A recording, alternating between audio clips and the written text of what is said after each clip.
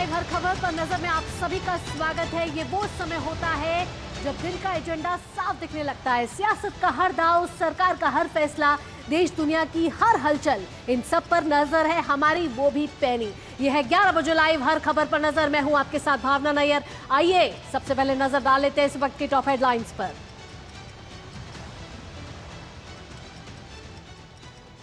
जंतर मंतर हिंसा के दौरान घायल पुलिस वालों के परिवार का दर्द आया सामने। प्रेस कॉन्फ्रेंस में कहा, उपद्रवियों ने पत्थर, जूते और चप्पल से बनाया पुलिस को निशाना। महाराष्ट्र के भिवंडी में 4 मंजिला इमारत ढही, 9 लोगों की मौत, कई लोग मलबे में दबे, रेस्क्यू ऑपरेशन जारी। नेपाल में सांप्रदायिक हिंसा में मरने वालों की संख्या बढ़कर हुई 3। प्रधानमंत्री की लोगों से शांति बनाए रखने की अपील, दोषियों पर सख्त कार्रवाई का भरोसा। हूती हमले से निपटने के लिए सऊदी अरब ने लाल सागर में बनाया मेगा प्लान। समुद्री गठबंधन के लिए 51 में से फिलहाल 14 देशों का मिला साथ। और कॉमनवेल्थ गेम्स में आज जैवलिन थ्रो में नीरज चोपड़ा से पदक की उम्मीद। 10 मुक्केबाज भी खेलेंगे सेमीफाइनल मुकाबला। चलिए एक एक खबर को बड़े ध्यान से और विस्तार से शुरू करते हैं। और 11 बजे लाइव हर खबर पर नजर में दिल्ली पुलिस में जो पुलिस घायल हुए थे 20 जुलाई को जंतर मंतर के छात्र आंदोलन प्रोटेस्ट में, हमने देखा था उनके परिवारजनों की प्रेस कॉन्फ्रेंस हुई है और बड़ी बातें यहां पर निकल कर आई हैं। और उस बातों में ये निकल कर आया है कि कैसे दिल्ली पुलिस के पुलिसकर्मियों पर हमला किया गया था। जो लोग घायल हुए थे उनके परिवार वालों का दर्द झलका है, उन्होंने अपनी आप बीती सुनाई है। आइए आपको सीधा सुनाएंगे उन परिवार वालों का दर्द। उससे पहले इस वक्त की बड़ी खबर पर नजर डाल लेते हैं। जंतर मंतर हिंसा से जुड़ी ये बड़ी खबर है। आपको बता दें कि 20 जुलाई को जो छात्र आंदोलन हुआ था संसद के बाहर या फिर जंतर मंतर के पास, वहां दिल्ली पुलिस के परिवारों ने खोले हैं राज और बताया है कि किस तरीके से दिल्ली पुलिस कर्मियों पर हमला किया गया था। और मास्क पहने ये उपद्रवी थे जिन्होंने पुलिसकर्मियों को निशाना बनाया था। इन घायल पुलिसकर्मियों के परिवारों का दर्द झलका है, उन्होंने अपनी भावनाएं व्यक्त की है और कहा है कि पिता घर आए तो खून से लाल थी यूनिफॉर्म, यानी कि जिस वर्दी में वे गए थे, लेकिन वो वर्दी के रंग में नहीं, लाल रंग में थी और पुलिस को अपराधी बताया गया। साथ ही साथ परिवार वालों ने और भी कई बातों का जिक्र किया और भी कई राज खोले। उसमें कहीं ना कहीं ये भी बात थी कि सिर और हाथों पर गंभीर चोटें इन पुलिस वालों को आई थी। ये परिवार वालों ने अपनी आप बीती बताई है और अपनी ही जुबानी बताई है इस प्रेस कॉन्फ्रेंस के जरिए। कॉकरोच जनता पार्टी प्रदर्शन में उपद्रवियों की ये करतूत सामने आई है। दिल्ली पुलिस के पास वो सीसीटीवी फुटेज है और उस फुटेज में साफ तौर पर दिख रहा है कि कई मास्क पहने ये लोग जो कहीं ना कहीं उपद्रवी हैं, जिन्होंने वहां अराजकता फैलाने की कोशिश की और वहां कई पुलिस वाले घायल हुए। ये देखिए, ये वही तस्वीरें हैं उस छात्र आंदोलन की जो एक उद्देश्य के साथ शुरू हुआ था, जिसमें शिक्षा सुधारों को लेकर कहीं ना कहीं बात की गई थी। लेकिन कुछ इसमें ऐसे अराजक तत्व थे जिन्होंने पुलिस वालों को निशाना बनाया। ये तस्वीरें आप देखिए कि एक पुलिस वाला और एक तमाम ये भीड़ एक पुलिस वाले को निशाना बनाती हुई नजर आ रही है और यहाँ कई पुलिस वालों को निशाना बनाया गया और उन पर हमला किया गया। कई पुलिस वाले इस पूरे छात्र आंदोलन में घायल हुए और उन्हीं घायल पुलिस कर्मियों के परिवार वाले ने आज मीडिया के सामने आकर वो दर्द बयां किया जो उस रात, उस शाम 20 जुलाई की शाम को इन पुलिसकर्मियों ने, जो अपनी ड्यूटी पे थे, जो अपनी वर्दी में थे, जो इन छात्र आंदोलन में छात्रों को कहीं ना कहीं रोक रहे थे, लेकिन इसमें कुछ ऐसे उपद्रवी मौजूद थे जिन्होंने इन पुलिस वालों को निशाना बनाया और उन्हें घायल किया। ऐसे में इन परिवारों का दर्द सामने आया है। कईयों ने अपनी आप बीती सुनाई है कि कैसे, क्योंकि जो ये पुलिस वाले थे उनका परिवार कहीं ना कहीं उनका इंतजार कर रहा था घर पे। कोई पिता, कोई भाई, कोई बेटा इसमें अपनी वर्दी पहन के अपनी ड्यूटी कर रहा था, लेकिन उसमें से एक पिता के बच्चे ने बताया कि पिता घर तो आए लेकिन खून से लदे हुए थे, उनकी वर्दी लाल हुई थी। इससे पहचान सकते हैं आप कि उस शाम उन पुलिस वालों के साथ क्या कुछ घटा होगा। इसमें कई छात्रों को भी नुकसान हुआ, कई छात्र भी यहाँ घायल हुए, वो भी चोटिल हुए, लेकिन इस बीच कई पुलिसकर्मी भी थे जिनको गहरी चोटें आईं। जो जिनका अस्पताल अभी भी उनका इलाज अभी भी अस्पताल में चल रहा है। 20 जुलाई का कॉकरोच जनता पार्टी का ये प्रदर्शन, जिसमें ये हिंसक घटनाएं सामने आई, तस्वीरों के जरिए, वीडियो के जरिए ये सब सामने आया है। यहाँ क्या कुछ बताया है उन परिवारजनों ने, क्या उनकी आप बीती है, उन्हीं की जुबानी आप सुनिए। 20 जुलाई को भी वो जल्दी ही निकल गए और उन्होंने जब 11 बजे के आसपास मेरी उनसे बातें हुई तो उन्होंने फोन पर बताया कि आज जंतर मंतर पर भीड़ कुछ ज्यादा है और प्रोटेस्टर जो हैं वो संसद मार्च के लिए जा रहे हैं। शाम को 7 बजे जब मैंने उनका फोन मिलाया और उनसे बात हुई तो वो एक हॉस्पिटल LNJP हॉस्पिटल में एडमिट थे और अपना ट्रीटमेंट करा रहे थे। उन्होंने कहा कि जो भीड़ है वो ज्यादा उग्र हो गई थी और भीड़ के अंदर कुछ शरारती तत्व भी शामिल हो गए थे, जिन्होंने पुलिस फोर्स पर गमलों से, जो भी उनके हाथ में चीजें आ रही थी, चप्पलों से, जूतों से और पत्थरों से उन्हें पुलिस फोर्स को घायल कर दिया था। जंतर मंतर के फ्रंट लाइन से उनकी ड्यूटी लगी थी प्रोटेस्ट में, and on 25 May at 2 PM मुझे पता चला कि मेरे फादर को उनके हेड पे इंजरी आ रखी है उनके फ्रेंड के थ्रू। जब मैंने फोटो देखी तो उनके हेड को शेव कर रखा था और उनके हेड पे लाइक स्टिचेस लग रहे थे 4। उसको देख के I was like really frustrated and मैं बहुत डरा हुआ था।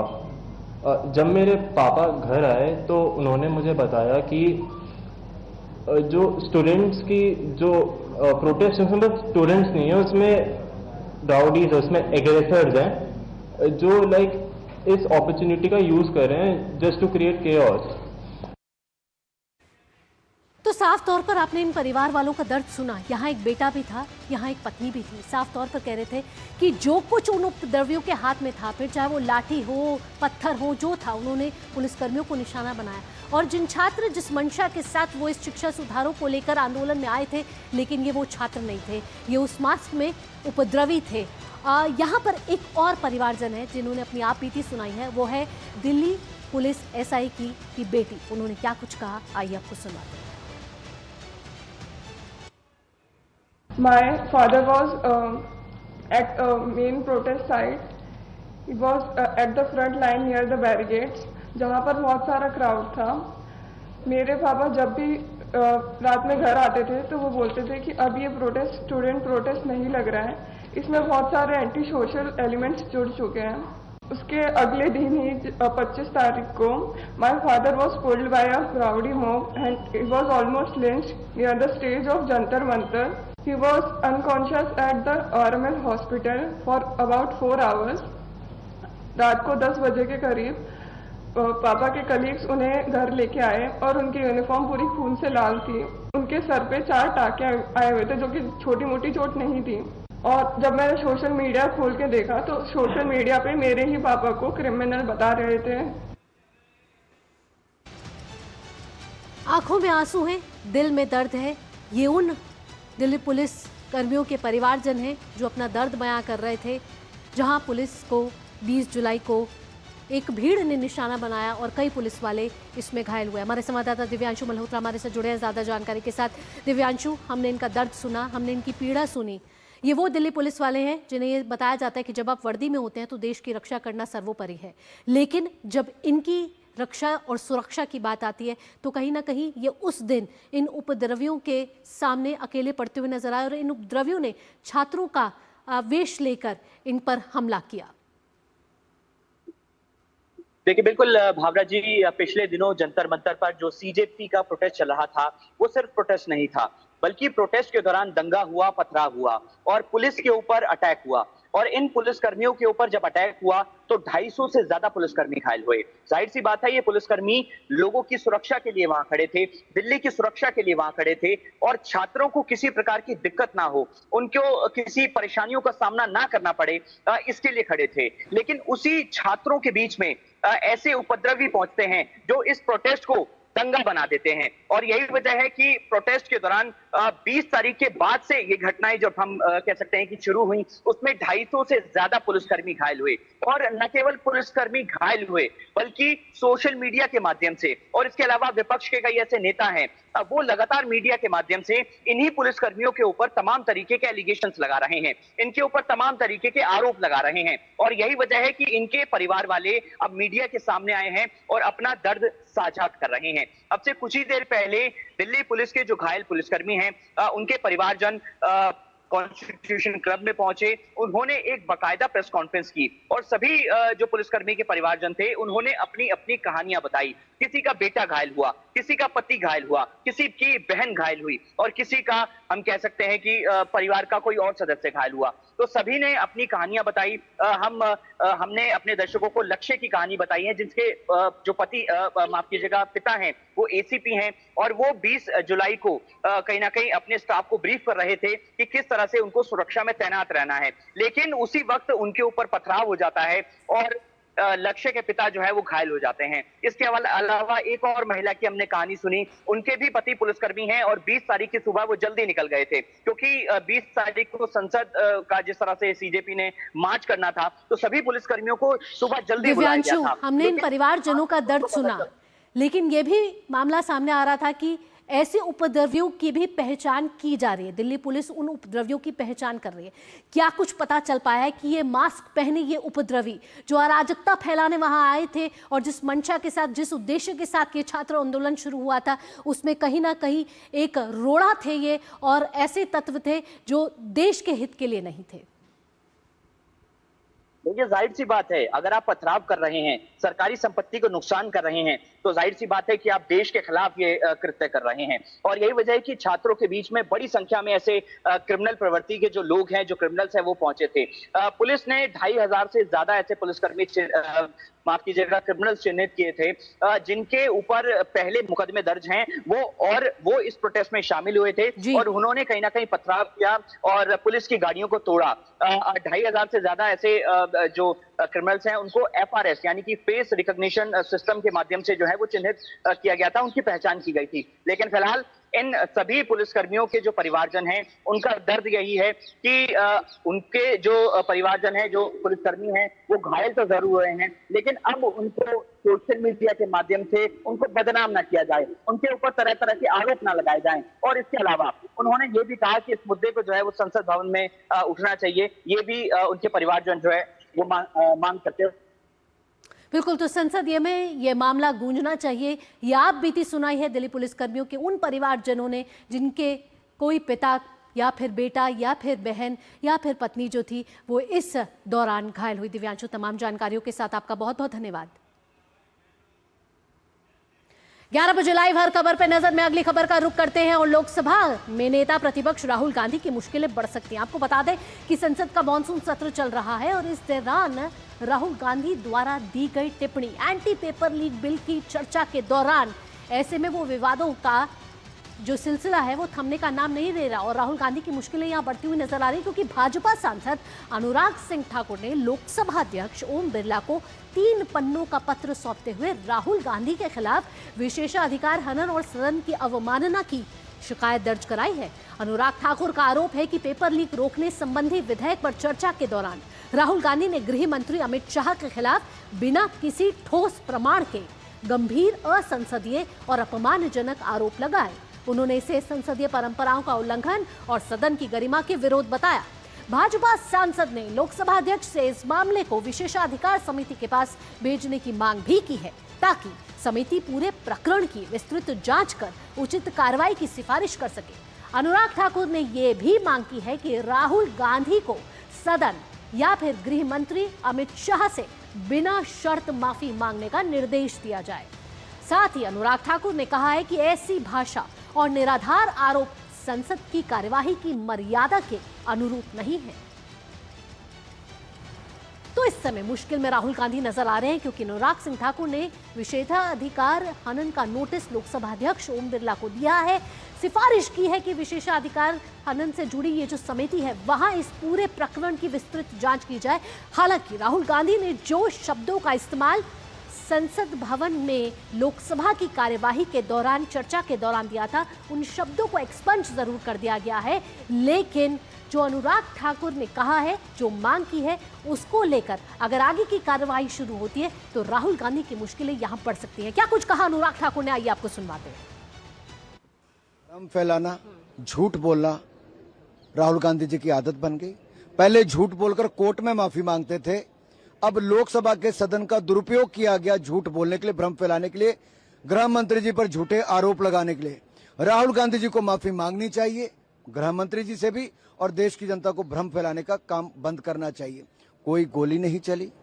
और मैं एक बात कहूं, जिस पार्टी ने 60 साल सत्ता में रहे, उनको यही नहीं पता कि ऐसे समय पर पावर्स किसके पास होती हैं। ये कैसे 60 साल सत्ता में रहे होंगे, क्या काम किया होगा। तो आपको बता दें कि जिस तरीके से हम देख रहे हैं कि कैसे अनुराग सिंह ठाकुर हो भाजपा की तरफ से राहुल गांधी माफी मांगे, इसकी मांग की जा रही है। और इस मुद्दे पर कांग्रेस की प्रतिक्रिया भी आई, अब जान लेते हैं। बीजेपी सांसद अनुराग ठाकुर के विशेषाधिकार हनन के नोटिस पर कांग्रेस की तरफ से भी प्रतिक्रिया आई है। कांग्रेस सांसद सैयद नसीर हुसैन ने कहा है कि वे विपक्ष के नेता को डरा नहीं सकते, उनकी बातों में कुछ भी असंसदीय नहीं है। क्या कुछ कहा कांग्रेस सांसद ने, आइए आपको सुनवाते हैं। They cannot frighten the LOP. He has said what he has said. There's nothing unparliamentary in what he has said. And he was only trying to raise the larger issue of our education system. तो यहाँ सिर्फ राहुल गांधी की मुश्किलें नहीं, यहाँ उनकी सांसद बहन प्रियंका गांधी की भी मुश्किलें बढ़ती हुई जा रही है। क्योंकि लोकसभा में एक तो राहुल गांधी के विवादित बयान पर यहाँ भाजपा लगातार हमलावर है, वहीं प्रियंका गांधी ने भी ऐसी विवादित टिप्पणी की थी जिसको लेकर देश भर के 215 वर्तमान और पूर्व कुलपतियों के और शिक्षाविदों ने कांग्रेस सांसद प्रियंका गांधी को एक खुला पत्र लिखा है। यानी उनसे उस खुले पत्र में कई बातें उन्होंने अपनी भावनाएं प्रकट की हैं, साथ ही कुछ मांग भी की है। इसमें प्रोफेसर वी कामाकोटी के खिलाफ प्रियंका गांधी की टिप्पणी पर आपत्ति जताई गई है। पत्र में यह कहा गया है कि किसी शिक्षाविद पर सार्वजनिक रूप से टिप्पणी करते समय तथ्यों और गरिमा का ध्यान रखा जाना चाहिए। ये पत्र आप देख रहे हैं अपनी टीवी स्क्रीन पर, साथ ही प्रियंका गांधी का वो बयान जिसको लेकर प्रियंका गांधी इस समय सुर्खियों में है, क्योंकि शिक्षाविदों की तरफ से दिया गया ये पत्र में ये कहा गया है कि प्रोफेसर वी कामाकोटी का एकेडमिक करियर और एजुकेशन में लंबा योगदान रहा है। उनके कार्यों को राष्ट्रीय और अंतर्राष्ट्रीय स्तर पर मान्यता मिली है। चिट्ठी में साथ ही इस बात का जिक्र किया गया है और कहा गया है कि हमें आपके उस बयान पर निराशा होती है जिसमें आपने IIT मद्रास के निदेशक प्रोफेसर वी कामाकोटी के गौमूत्र विशेषज्ञ पर यह टिप्पणी दी। चाहे यह टिप्पणी व्यंग के रूप में की गई हो या राजनीतिक बयानबाजी के तहत, इससे कहीं व्यापक प्रभाव पड़ता है। तो देख रहे हैं हम कैसे कि राहुल गांधी और प्रियंका गांधी की मुश्किलें यहाँ बढ़ती हुई नजर आ रही है। और आइए अब आपको ग्राफिक्स के जरिए बताएंगे कि कैसे इस आपत्ति में के जरिए प्रियंका गांधी पर कई सवाल उठाए गए हैं। आइए चिट्ठी में क्या कुछ लिखा है आपको ग्राफिक्स के जरिए बताते हैं। तो चिट्ठी में कुछ इस तरीके से लिखा है कि उन्होंने ये आपत्ति जताई है कि कैसे जो प्रियंका गांधी ने ये सारी बातें कही सदन की गरिमा के अंदर रहते हुए, और वो भी प्रोफेसर वी कामाकोटी पर, तो व्यक्तिगत टिप्पणी करने पर उन्होंने आपत्ति जताई है। ये 215 शिक्षाविद है और प्रोफेसर है और साथ ही कई पूर्व कुलपति हैं। वैज्ञानिक दृष्टिकोण कमजोर करने पर चिंता यहाँ जाहिर की है इस पत्र के जरिए। साथ ही शैक्षणिक गरिमा प्रभावित होने पर भी यहाँ चिंता जताई गई है। यानी कि प्रोफेसर वी कामाकोटी, जिनका सार्वजनिक जीवन हम अगर देखें तो कई राष्ट्रीय और अंतर्राष्ट्रीय योगदान में उनका नाम रहा है। शिक्षा के क्षेत्र में उन्होंने कई बड़े काम किए हैं। सार्वजनिक विमर्श का स्तर गिरने पर चिंता जताई है यहाँ इस पत्र के जरिए। साथ ही राजनीतिक उपहास का विषय बनाया गया, यानी कि चाहे आपने इसको व्यंग के तौर पर बोला हो प्रियंका गांधी, या फिर आपने इस राजनीतिक बयानबाजी में, लेकिन प्रोफेसर वी कामाकोटी को लेकर ये जो आपने टिप्पणी दी है वो बेहद ही निराशाजनक है। ये कहना है इन शिक्षाविदों का। शोध समुदाय को गलत संदेश जाता है, यानी कि जो लोग जो एक कम्युनिटी रिसर्च के साथ जुड़ी हुई है वो कितनी प्रभावित होगी इस टिप्पणी को सुन के, क्योंकि प्रोफेसर वी कामाकोटी की अपना एक सम्मान है शैक्षणिक स्तर पर। यहाँ क्या कुछ प्रतिक्रिया आ रही है वो भी आपको सुनवाते हैं। इस नई कमेटी में तो एक ex-IB चीफ, अरे बात फिर चिल्लाएंगे, एक एक्स आईबी चीफ, एक आईटी कंपनी के मालिक और एक गौमूत्र के विशेषज्ञ भी हैं।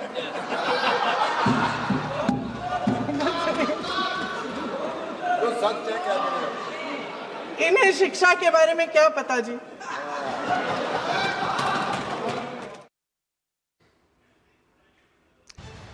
तो प्रियंका गांधी की दी गई इस टिप्पणी, वो भी लोकसभा में एंटी पेपर लीक बिल के दौरान जब चर्चा हो रही थी, तब प्रियंका गांधी ने एंटी पेपर लीक बिल से हटकर ये व्यक्तिगत टिप्पणी दी, और वो भी प्रोफेसर वी कामाकोटी को लेकर। अमरेंद्र गुप्ता हमारे साथ जुड़ गए हैं ज्यादा जानकारी के साथ। आइए अमरेंद्र का रुख करते हैं। अमरेंद्र, राहुल गांधी की मुश्किल एक तरफ बढ़ती जा रही है, वहीं प्रियंका गांधी का भी जो बयान था उसको लेकर भी 215 शिक्षाविद हों और उनके साथ पूर्व कुलपतियों ने एक खुला पत्र लिखकर अपनी निराशा जाहिर करी है, वो भी उनको लेकर जिन्होंने शिक्षा के क्षेत्र में अपना एक मुकाम हासिल किया। देखिए भावना, आपको समझना होगा कि लोकसभा नियमों से चलता है, और जब प्रियंका गांधी बोल रही थी तो लोकसभा के नियम 252 और 253 का उन्होंने उल्लंघन किया लोकसभा में अपनी स्पीच के दौरान। और मैं आपको बता देता हूं कि लोकसभा का जो नियम 252 है वो ये कहता है कि आप बगैर किसी कंटेंट के, बगैर किसी सूचना के किसी व्यक्ति पर आप सवाल नहीं कर सकते या उसका संस्मरण नहीं दे सकते। 253 ये कहता है कि आप कोई भी आरोप लगाएंगे तो उससे पहले आपको लोकसभा कार्यालय को सूचना देना होगा और संबंधित तथ्यों को रखना होगा, जिसका उल्लंघन सांसद प्रियंका गांधी ने किया। और उसके बाद उनकी 2 टिप्पणी अगर आपने देखा होगा तो एक तो ये कामकोटी वाली टिप्पणी, और देश के नए शिक्षा मंत्री प्रहलाद जोशी के ऊपर जो टिप्पणी की थी, हालांकि उसको सदन की कार्रवाई से हटा दिया गया था, एक्सपंज कर दिया गया था, लेकिन वो भी नियमों के खिलाफ था। दूसरी बात जो आपने उठाई राहुल गांधी की, तो राहुल गांधी के खिलाफ जो अनुराग ठाकुर ने लोकसभा में नियम 222 और 223 के तहत एक नोटिस दिया है और लोकसभा अध्यक्ष से ये मांग की है कि लोकसभा के नियम 227 के तहत वो इस मामले को विशेषाधिकार कमेटी के पास भेजें, और जिससे कि राहुल गांधी ने जो अमर्यादित कहें या अनपार्लियामेंट्री वर्ड कहें जो गृह मंत्री के लिए कही, वो उसको लेके विशेषाधिकार हनन कमेटी के पास जाए, और उसकी मांग करते हुए उन्होंने पत्र लिखा है। अमरेंद्र, यहाँ मैं आपसे ये भी समझना चाहूंगी, संसदीय नियमों के अनुसार हमें बताइए कि अगर ये मामला विशेषाधिकार समिति के पास जाता है और राहुल गांधी के इस दिए गए इस पूरे प्रकरण को लेकर जांच आगे बढ़ती है, तो राहुल गांधी की मुश्किलें आगे कैसे बढ़ सकती हैं?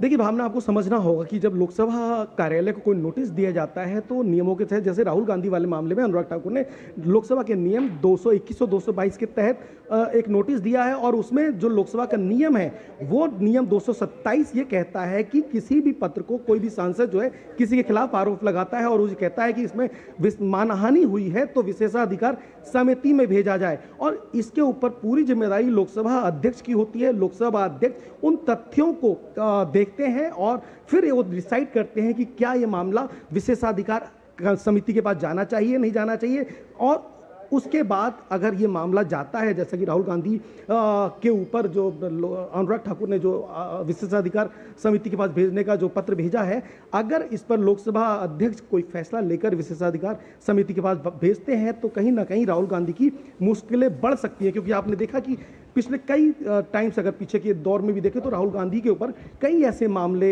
आए हैं नेता प्रतिपक्ष के तौर पे, जो संयमित जो मर्यादा होनी चाहिए उसका वो नहीं ख्याल रखते हैं। और आपने ये देखा होगा कि अभी जब एलओपी के तौर पे वो पेपर लीक वाले मुद्दे पर बोल रहे थे तो उनसे बार बार जो एक आग्रह किया जा रहा था कि विषय पर बोलें, ये लोकसभा का नियम 252-53 बताता है कि विषय पे बोलें। हालांकि वो उन्होंने कहानी जो सुनाई जिसको लेकर विवाद हुआ, उन्होंने विद्यार्थियों की एक कहानी सुनाई, उसके बाद उन्होंने बताया कि इडियट एक होता है और दूसरा उन्होंने अंधभक्त, तो इडियट वर्ड को अनपार्लियामेंट्री मानते हुए उस टाइम से प्रोसीडिंग से हटा दिया गया। लेकिन उसके बाद जिस तरह से उन्होंने केंद्रीय गृह बिल्कुल अमरेंद्र, यहाँ हमने देखा कि एंटी पेपर लीक बिल को लेकर चर्चा कम, व्यक्तिगत टिप्पणी ज्यादा हुई है विपक्ष के द्वारा। हालांकि दोनों सदन से ये जो बिल है वो अब पास कराया जा चुका है और उसके बाद अब इंतजार है तो राष्ट्रपति के हस्ताक्षर का।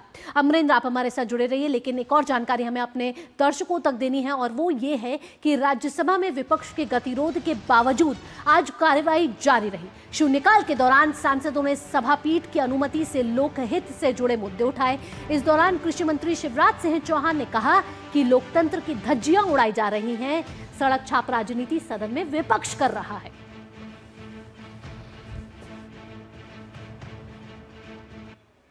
सभापति महोदय, ये प्रतिपक्ष केवल अराजकता फैलाना चाहता है, हंगामा खड़ा करना चाहता है, चर्चा से इनको कोई लेना देना नहीं है। हम इनकी घोर निंदा करते हैं माननीय सभापति महोदय। हर बात में हंगामा करना, हुल्लड़ फैलाना, सड़क छाप राजनीति करना और सदन की गरिमा को तार तार करना, ये इनका स्वभाव हो गया है। देश इनको देख रहा है और देश की जनता इनको कभी माफ नहीं करेगी माननीय सभापति महोदय। तो जहां लोकसभा की कार्यवाही आज फिर से एक बार बाधित हुई है, वहीं राज्यसभा की कार्यवाही जहां शून्यकाल में कई अहम मुद्दे उठाए गए, यहां शिवराज सिंह चौहान की तरफ से भी ये बातें रखी गई। यहां रुक रहे हैं 11 बजे लाइव हर खबर पर नजर में। एक छोटे से ब्रेक के लिए जल्द हाजिर होंगे।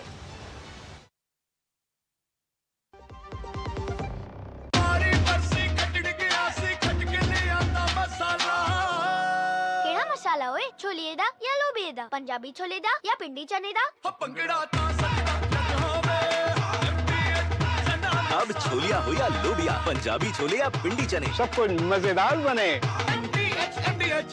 महिलाओं के कल्याण और स्वाभिमान के लिए माननीय प्रधानमंत्री श्री नरेंद्र मोदी जी के मार्गदर्शन में और मुख्यमंत्री श्री नायब सिंह सैनी जी के नेतृत्व में हरियाणा में अनेक योजनाएं चलाई जा रही हैं।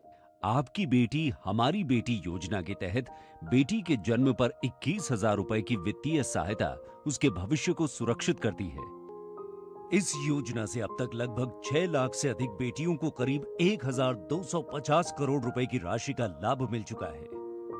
प्रधानमंत्री जी के मार्गदर्शन में ही साथियों हरियाणा सरकार ने भी महिलाओं के सशक्तिकरण के लिए अनेक योजनाएं वो लागू की हैं। हरियाणा में पंचायती राज संस्थाओं में साथियों, चाहे हमारी नगर पालिकाएं हैं, चाहे पंचायती राज संस्थाएं हैं, हरियाणा के अंदर 50% महिलाओं को अधिकार दिया गया है। और जहां पर महिलाएं काम कर रही हैं साथियों, वहां का अलग ही आप लोग देख रहे हैं विकास की गति वो अलग होती है। माननीय मुख्यमंत्री श्री नायब सिंह सैनी जी के नेतृत्व में महिलाओं के आत्मसम्मान को बल देते हुए शुरू की गई दीनदयाल लाडो लक्ष्मी योजना हरियाणा में महिलाओं को खुशी और सम्मान दे रही है। हरियाणा सरकार की ये यात्रा जारी है, एक ऐसे समाज के निर्माण की यात्रा जहां हर बेटी सुरक्षित हो, शिक्षित हो और आत्मनिर्भर हो। नारी शक्ति हमारी ताकत। मेरी पसंद, मेरी पसंद, मेरी पसंद, मेरी पसंद, हमारी पसंद, हम सबकी पसंद। मजबूत देश का मजबूत सरिया हो गया स्टील। ब्रेक के बाद 11 बजे लाइव हर खबर पे नजर में आप सभी का स्वागत है और आइए अब देश और दुनिया की कुछ और खबरों को देख लेते हैं सुपरफास्ट अंदाज में। प्रधानमंत्री नरेंद्र मोदी ने परीक्षा प्रणाली में सुधार को लेकर सरकार की प्रतिबद्धता दोहराई है। उन्होंने प्रश्न पत्र लीक करने वाले गिरोहों और माफियाओं के खिलाफ सख्त कार्रवाई की बात कही। पश्चिम एशिया में बढ़ते तनाव के बीच प्रधानमंत्री नरेंद्र मोदी ने सीसीएस बैठक पर हालात, सुरक्षा तैयारियों और सरकार के कदमों की समीक्षा की। रेल मंत्री अश्विनी वैष्णव ने तेलंगाना के प्रतिनिधिमंडल के साथ बैठक कर राज्य में रेलवे इंफ्रास्ट्रक्चर के विकास पर विस्तृत चर्चा की। महाराष्ट्र के ठाणे जिले के भिवंडी में देर रात एक 4 मंजिला इमारत ढहने से 9 लोगों की मौत हो गई। असम सरकार ने बाढ़ प्रभावित लोगों को बड़ी राहत देते हुए 4 जिलों में सभी तरह के कर्ज की किस्तों के भुगतान पर 6 महीने की रोक लगाने की घोषणा की। गुजरात में मानसून की स्थिति गंभीर बनी हुई है, मौसम विभाग का रेड अलर्ट जारी। वहीं गुजरात के कई हिस्सों में अगले 48 घंटों में भारी बारिश का पूर्वानुमान, जिसमें अहमदाबाद और नवसारी सहित कई जिलों में स्कूल और कॉलेज बंद। केंद्र सरकार ने विकसित भारत 2047 विजन के तहत 2030 तक इलेक्ट्रॉनिक्स और सेमीकंडक्टर उत्पादन को $500 अरब तक पहुंचाने का लक्ष्य रखा। भारतीय रेलवे ने दक्षिण मध्य रेलवे के वाड़ी रायचूर खंड की विद्युत कर्षण प्रणाली के उन्नयन के लिए 220 करोड़ रुपए की परियोजना को मंजूरी दी। भारत सरकार के पर्यटन मंत्रालय और इंडिगो ने देश को वैश्विक पर्यटन केंद्र के रूप में बढ़ावा देने का समझौता किया। आज आईटीआर दाखिल करने का अंतिम तारीख। आयकर विभाग के अनुसार असेसमेंट ईयर 2026-27 के लिए 5 करोड़ से ज्यादा आईटीआर किए गए दाखिल। अमेरिकी राष्ट्रपति डोनाल्ड ट्रंप ने दावा किया है कि बोर्ड ऑफ पीस ने हमास समेत अन्य सशस्त्र समूहों के पूर्ण निरस्त्रीकरण पर सहमति बना ली है।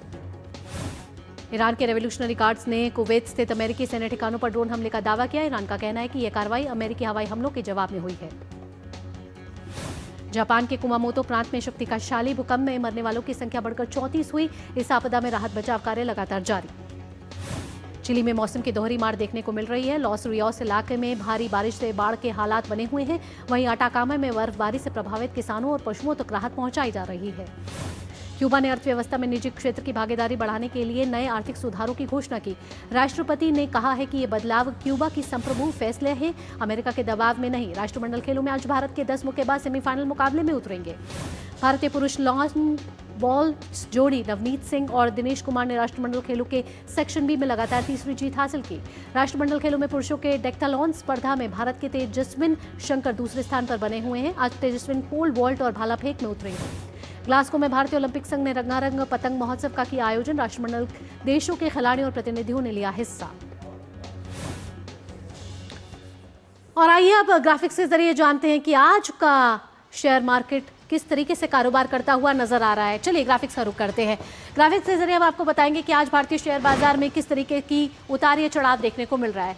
तो उतार चढ़ाव की अगर बात करें तो अगर आज बाजार को देखें तो आज क्या ताज़ा अपडेट सेंसेक्स निफ्टी और निफ्टी बैंक का देखें। एमसीएक्स किस तरीके के रुझान देते हुए नजर आ रहा है। 78,040 पर इस समय सेंसेक्स कारोबार करता हुआ नजर आ रहा है। बढ़त है 0.14% की कल से और 111 अंक के साथ ये बढ़त करता हुआ। वहीं निफ्टी 50 की बात करते हैं 24,366.35 पर यहाँ ट्रेड करता हुआ निफ्टी 50 नजर आ रहा है। यहाँ भी बढ़त देखने को मिल रहा है। वहीं निफ्टी बैंक की बात करें 57,199 पर यहाँ कारोबार करता आ रहा है।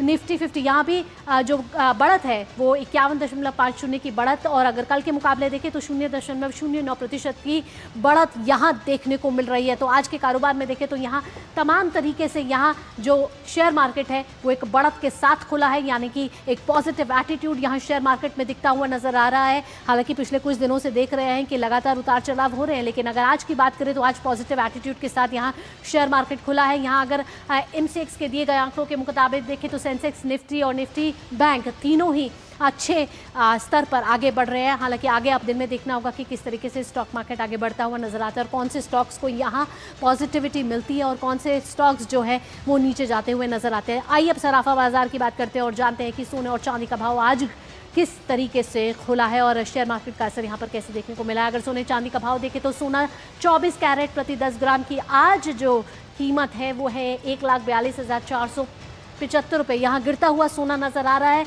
और गिरा है 0.53% के साथ। वहीं चांदी का भाव देख लेते हैं प्रति किलोग्राम का, तो यहाँ पर भी गिरावट साफ तौर पर देखने को मिल रही है।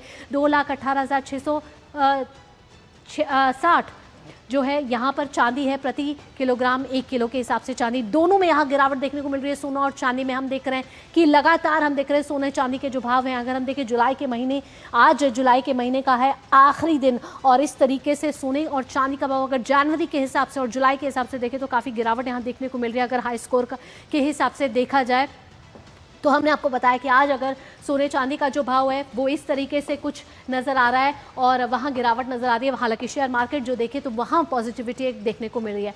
भारत में सोने और की खरीदारी को लेकर नई रिपोर्ट सामने आई है। प्रधानमंत्री मोदी की अपील के बाद सोने चांदी की मांग में गिरावट दर्ज की गई है। भारत में सोने की मांग में काफ़ी कमी आई है। वर्ल्ड गोल्ड काउंसिल यानी कि WGC के मुताबिक अप्रैल से जून 2026 के बीच देश में सोने की मांग 6% कम हुई है। भारत में सोने की मांग सालाना घटकर 131.4 टन हो गई है, जबकि पिछले साल इसी अवधि की बात करें तो 139.7 टन थी। सबसे ज्यादा असर अगर देखें ज्वेलरी सेक्टर पर देखने को मिला है, जहां मांग 15% घटकर 75.1 टन रह गई है। इससे पहले मांग 88.8 टन थी। सोने की कीमतों में तेजी, बढ़ते आयात लागत और कस्टम ड्यूटी के असर से लोगों ने खरीदारी में कमी की है। वहीं MCX पर सोना चांदी 1% तक फिसला है। यह हमने अभी आपको ग्राफिक्स के जरिए दिखाया। ये बड़ी खबर इस समय है कि प्रधानमंत्री नरेंद्र मोदी ने यह अपील की थी और उसका असर साफ तौर पर देखने को मिला है। कस्टम ड्यूटी बढ़ने के बाद जिस तरीके से ज्वेलरी की मांग है उसमें 15% की कमी आई है। तो भारत में घटी है सोना चांदी की डिमांड और हमने साफ तौर पर देखा कि अभी सराफा बाजार के हिसाब से भी देखें तो और ग्राफिक्स के हिसाब से आपको अब दिखाएं अगर किस तरीके से जो अगर पिछले साल और इस साल की तुलना में देखें तो कैसे कम नजर आ रहा है। तो सोने की मांग 6% जो है वो इस कम हुई है और प्रधानमंत्री नरेंद्र मोदी ने अपील की थी। साथ ही हम अगर अंतर्राष्ट्रीय बाजार को भी देखें, अगर हम अमेरिकी डॉलर की बात करें, फेडरल रिजर्व की ब्याज दर की बात करें तो वहाँ का असर भी देखने को मिल रहा है। WGC की ये रिपोर्ट है जहां सोने चांदी की मांग जो है अगर हम पिछले साल की कंपैरिजन में देखें तो वो घटी है। अप्रैल जून में कुल मांग जो है 131.4 टन जो है वो थी और पिछले साल अप्रैल जून में यानी कि अगर पिछले साल की तरफ जाए 2025 में तो 139.7 टन की जो थी मांग थी। खासकर जिस सेक्टर में सबसे ज्यादा कमी देखने को मिल रही है वो ज्वेलरी की मांग में 15% जो है वो गिरावट यहाँ देखने को मिल रही है। साथ ही ज्वेलरी मांग 88.8 से घटकर 75.1 टन हो गई है। आखिर इसका सबसे बड़ा कारण क्या रहा है? हमारे संवाददाता अजय मिश्रा हमारे साथ जुड़ गए ज्यादा जानकारी के साथ। अजय, हमने ग्राफिक्स के जरिए तो बताया कि कैसे मांग घटी है और कैसे अगर अंतर्राष्ट्रीय स्तर पर भी देखें तो अमेरिकी डॉलर हो, अंतर्राष्ट्रीय बाजार हो, उसके बाद प्रधानमंत्री ने भी जो अपील की थी उसका एक असर आंकड़ों में भी मिलता हुआ अब नजर आ रहा है और क्या इसका सबसे बड़ा कारण है? बिल्कुल सही कहा आपने भावना, जो अंतर्राष्ट्रीय कारक हैं और जो घरेलू परिस्थितियां हैं उसका मिला जुला असर ज़रूर देखने को मिल रहा है और प्रधानमंत्री मोदी की अपील का असर तो होता ही है। अंतर्राष्ट्रीय अगर आप फैक्टर्स की बात करें तो डॉलर में जो मजबूती है वो सबसे बड़ा कारण है। इंटरेस्ट रेट अमेरिका में बढ़ सकते हैं, इस एक्सपेक्टेशन से भी जो वैश्विक बाजार है उसमें सोने चांदी के दामों में गिरावट नज़र आ रही है।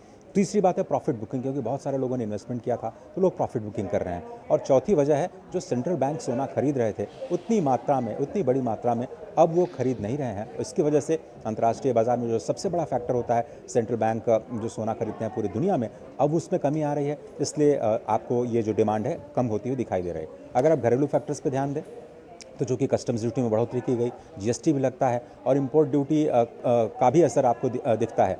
साथ में आप देखें कि जो नया दौर है उसमें लोग फैशन ज्वेलरीज को ज़्यादा फोकस करें। आपको याद होगा 9 कैरेट गोल्ड लॉन्च किया गया था, वहाँ पर लोगों का रुझान ज़्यादा मिला क्योंकि सस्ते होते हैं, बहुत आकर्षक होते हैं। और तीसरी और सबसे बड़ी बात यह है कि जो श्रावण और भाद्रपद का महीना होता है, भावना वो जानते हैं आप, भगवान शिव की आराधना का होता है और भगवान विष्णु जब शयन करने चले जाते हैं तो ऐसा माना जाता है कि 2 महीनों में बहुत ज़्यादा शुभ मंगल कार्य नहीं है, शादी विवाह का मौसम नहीं होता, इसलिए यहाँ पर अमूमन श्रावण और भाद्रपद इन 2 महीनों में जो डिमांड है उसमें कमी देखी जा रही है। जो एक्सपर्ट हैं वो बता रहे हैं कि 5 से 8% तक की गिरावट, ये सबसे इम्पॉर्टेंट चीज़ है, ये अगले 3-4 महीने में 5 से 8% की गिरावट आ सकती है सोने के दाम में। तो अगर आपके पास कैश है तो आप थोड़ा सा कैश बचा के रखिए, थोड़ा थोड़ा करके इन्वेस्टमेंट कीजिए। आधा इस वक्त आप इन्वेस्टमेंट कर सकते हैं, जब 5 से 8% की गिरावट आए तो बाकी का पैसा लगा सकते हैं। यहाँ ज्वेलरी मार्केट पे बड़ा असर पड़ता हुआ नजर आया आज, 15% की गिरावट यहाँ देखने को मिल रही है। तो इसका मतलब प्रधानमंत्री की अपील जो थी वो काम आई और लोग कहीं ना कहीं सोना कम खरीद रहे हैं और दूसरे विकल्पों पर ज़्यादा इस समय निर्भर हो रहे हैं।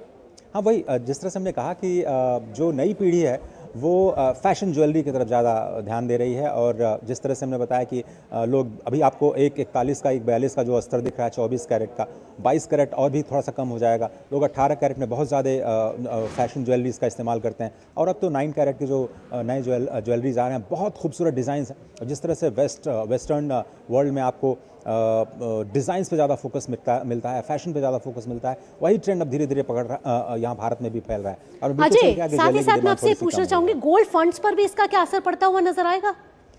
तो आगे जाते हुए अगर आप पेपर गोल्ड में इन्वेस्टमेंट करते हैं तो वो तो स्टीडी आपको रिटर्न देगा, 3 से 5 वर्ष का आपका होराइजन होना चाहिए और उसमें बहुत ज़्यादा उम्मीद आप रिटर्न की मत करिए, क्योंकि पिछले 3 वर्षों में सोने ने बहुत ज़बरदस्त रिटर्न दिया है, तो उतना आप रिटर्न की उम्मीद मत कीजिए, लेकिन आपको वही 5 से 8% या 10% मैक्सिमम रिटर्न आपको हर साल सोने में दिखाई दे सकता है, क्योंकि अभी भी वो इन्फ्लेशन। और सबसे बड़ी बात, मैं एक चीज़ भूल गया, जो एल नीनो का इम्पैक्ट है वो ऐसा माना जा रहा है कि जो रूरल इकॉनमी है उस पर बहुत ज़्यादा सकारात्मक, यानी उसमें थोड़ा सा प्रभाव डेंट डाल सकता है। तो रूरल डिमांड में जो कमी की आशंका है वो भी इस सोने चांदी की जो कीमत है या फिर जो एक्सपेक्टेशन है उसको लेकर के उसमें थोड़ी सी कमी की ओर लेकर जा रही है। अजय, तमाम जानकारियों के साथ आपका बहुत बहुत धन्यवाद। तो हमारे संवाददाता अजय मिश्रा हम तक ये जानकारी पहुंचा रहे थे कि अगले 3 से 4 महीने में भी सोने चांदी में गिरावट देखने को मिल सकती है, ये एक्सपर्ट्स बता रहे हैं। तो किस तरीके से सोने की मांग घटी है और प्रधानमंत्री की अपील का असर साफ तौर पर देखने को मिला, ये हमने देखा। 11 बजे लाइव हर खबर पर नजर में आगे बढ़ेंगे और अंतर्राष्ट्रीय खबरों का रुख कर लेते हैं, जहां लाल सागर में व्यापारिक जहाजों की सुरक्षा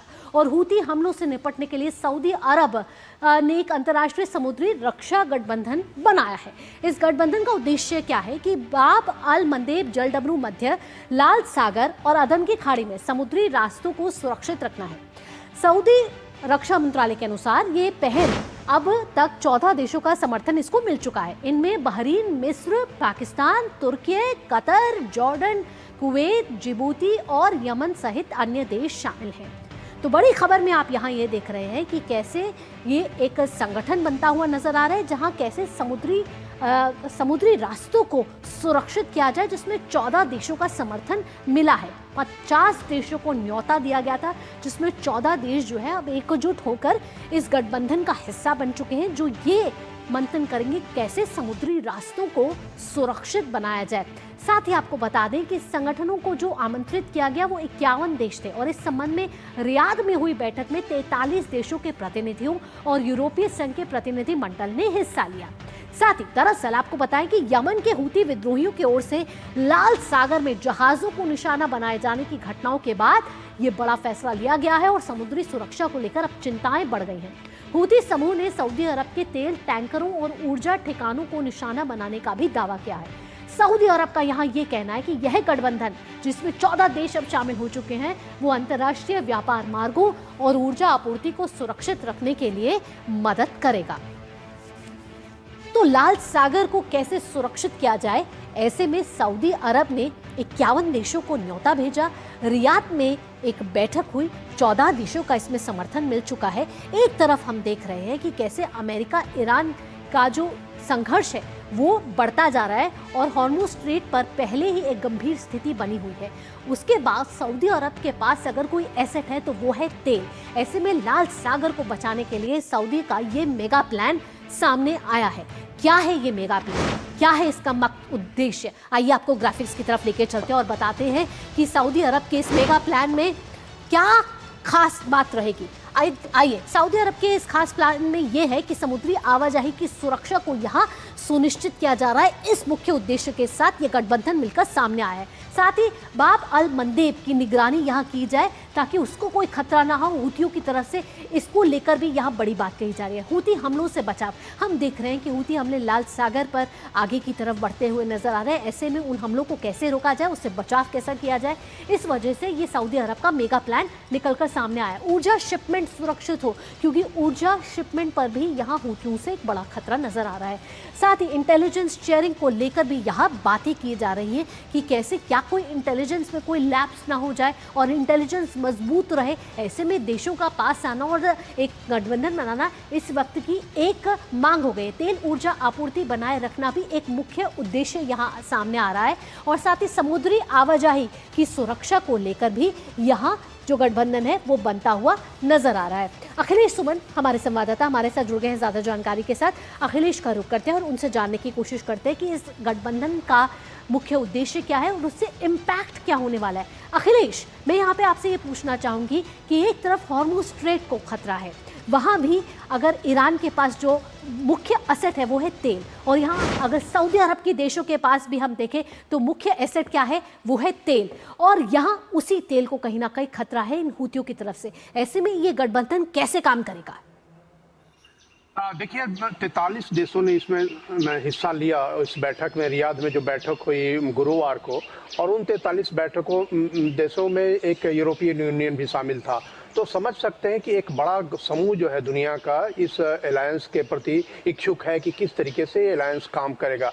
निश्चित तौर पे सऊदी अरब का सबसे ज़्यादा स्टेक है, लेकिन सिर्फ सऊदी का ही स्टेक नहीं है, पूरी दुनिया का स्टेक है, क्योंकि ये जो बाबल मंदेव का जो स्टेट है वो आपको गल्फ ऑफ अदन से निकलता है। एक तरफ अरब की खाड़ी है, इंडियन ओशन है, और बाबल मंदेव स्ट्रेट से निकलते हैं तो लाल सागर के बाद उसके बाद स्वेज कनाल जाता है, उसके बाद पूरा मेडिटेरेनियन सी से ये जोड़ता है और पूरा यूरोप का मार्ग इससे प्रशस्त होता है। तो निश्चित तौर पे एक बहुत ही अहम मार्ग है और सिर्फ तेल और गैस के रूप रूप में इसे नहीं देखना चाहिए, बल्कि पूरी व्यापारिक गतिविधि इस रास्ते से होती है और हो सकती है अगर ये मार्ग और ज़्यादा सुगम हो।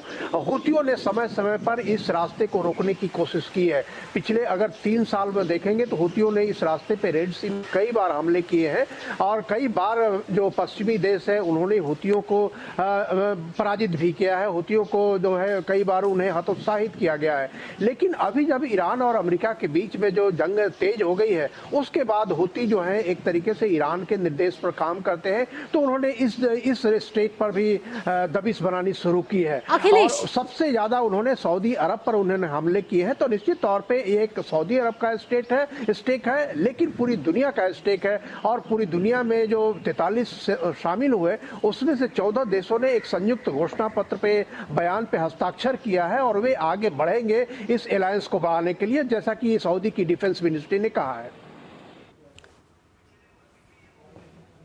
अखिलेश, यहाँ मैं आपसे एक और सवाल पूछना चाहूंगी। अखिलेश, मेरा सवाल ये है कि 51 देशों को न्योता भेजा गया, 14 देश यहाँ आगे बढ़कर आए हैं, समर्थन दिया है। यूएई और ओमान यहाँ दूरी बनाए हुए नजर आ रहे हैं, इसका क्या मुख्य कारण नजर आ रहा है? यूएई ओमान का एक महत्वपूर्ण कारण यह है कि ओमान जो है वो सीधे सीधे जो बाबल मंदेव से नहीं जुड़ा हुआ है। ओमान का जो पूरा स्टेक है वो है आपका स्टेट ऑफ हॉर्मुज से। यूएई का भी जो पूरा स्टेक है वो स्टेट ऑफ हॉर्मुज से जुड़ा हुआ है।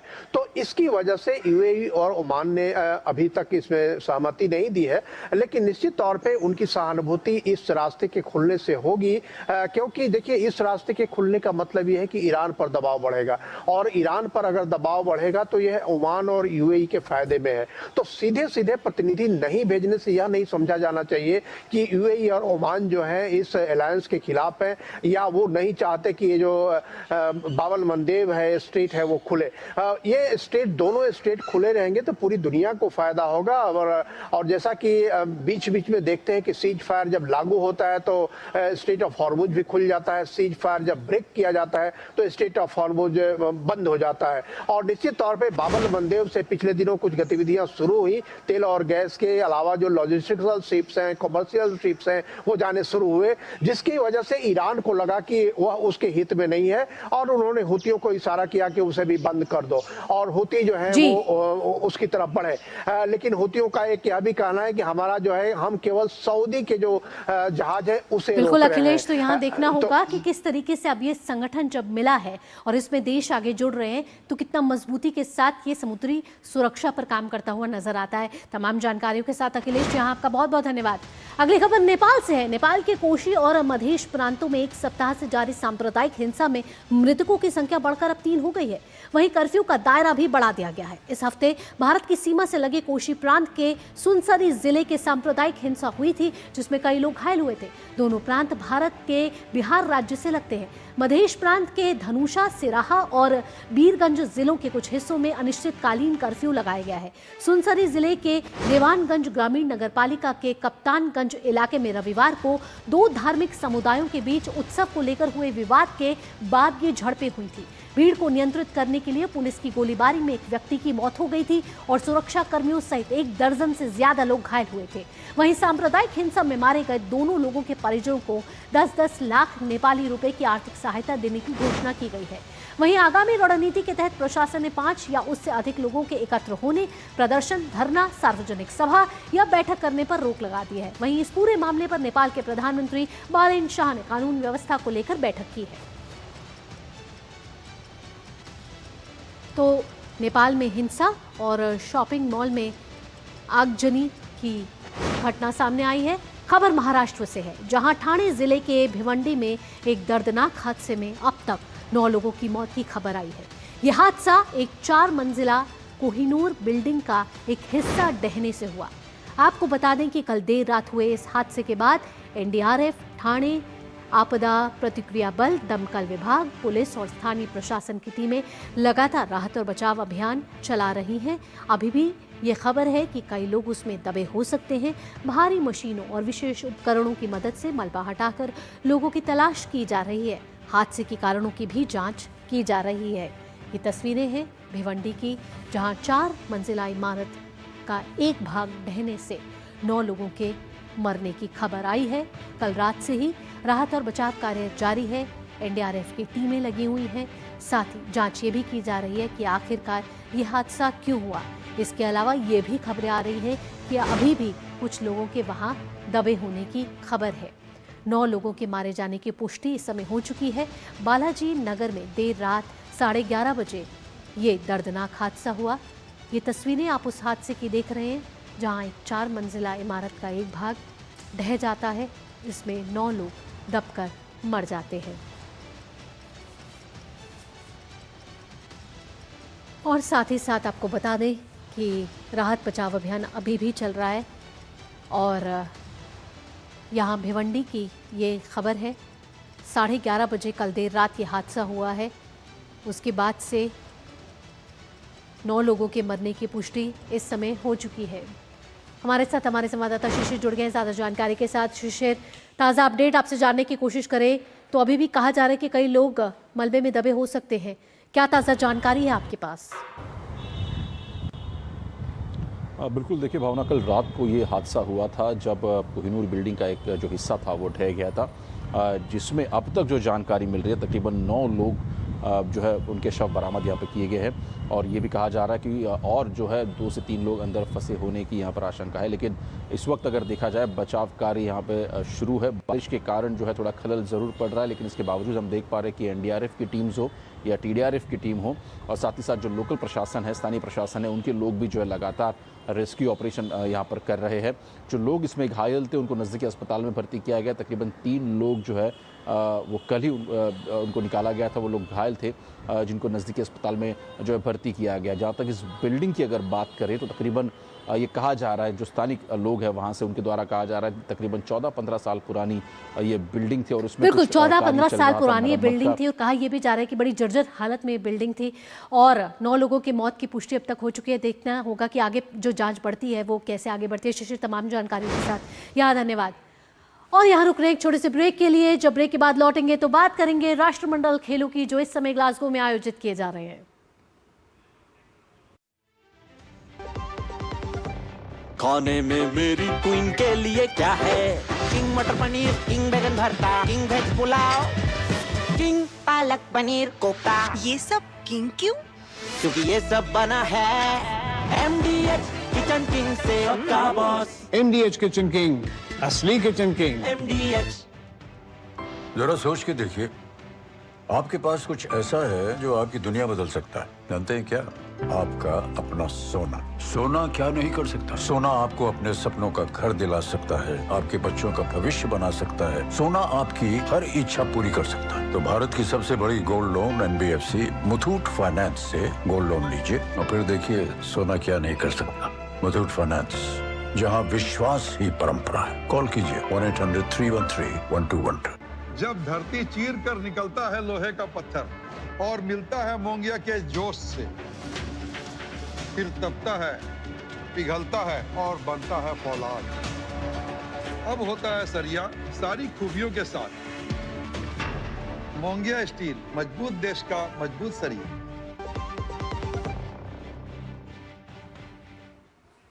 ब्रेक के बाद आप सभी का स्वागत है और अब खबरें होंगी खेल जगत से, जहां बात करेंगे राष्ट्रमंडल खेलों में भारत के कमाल की। आज ग्लासगो में नजर होगी नीरज चोपड़ा पर। ओलंपिक पदक विजेता नीरज चोपड़ा आज देर रात कॉमनवेल्थ खेलों में जावलिन थ्रो फाइनल में हिस्सा लेंगे। क्वालिफाइंग राउंड में नीरज का बेस्ट थ्रो 79.61 मीटर का रहा था। नीरज चोपड़ा के अलावा भारत के रोहित यादव और यशवीर सिंह भी फाइनल में हिस्सा लेंगे। रोहित का बेस्ट थ्रो 78.37 मीटर और यश का 78.36 मीटर था। तो नीरज चोपड़ा से यहाँ बड़ी उम्मीदें की जा रही हैं। भारत एक के बाद एक कमाल करता हुआ नजर आ रहा है राष्ट्रमंडल खेलों में जो इस समय ग्लासगो में आयोजित किए जा रहे हैं। अगर आज की बात करें तो कॉमनवेल्थ खेलों का आज है 9वां दिन। नारायण हमारे साथ ग्लासगो से लगातार हर रोज हमें जानकारी दे रहे हैं और आइए एक बार सुन लेते कि नारायण के पास क्या इस समय की ताजा जानकारी है।